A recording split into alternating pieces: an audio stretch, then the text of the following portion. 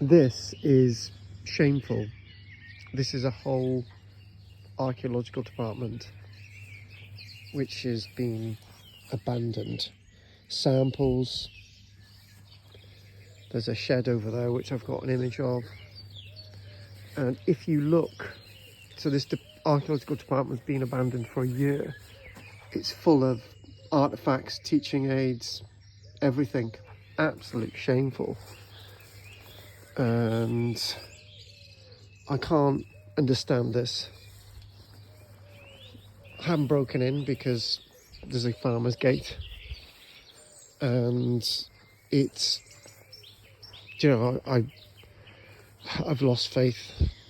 I really thought that the archaeological department had taken all the stuff with them to continue working on, and what you've got there, you've got shelves of material,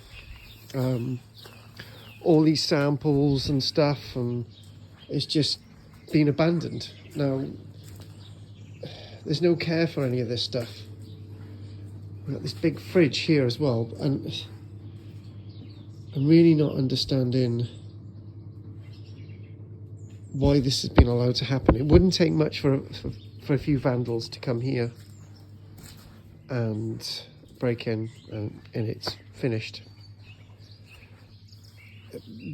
There's standards in archaeology, and this is not it.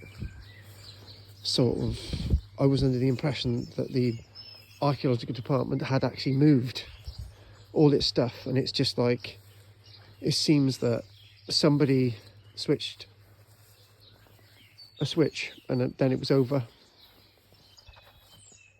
I don't know what to say. This is the state of archaeology in Cymru Wales. The establishment archaeologists think that we've got procedures and things to do, but this is not the way forward.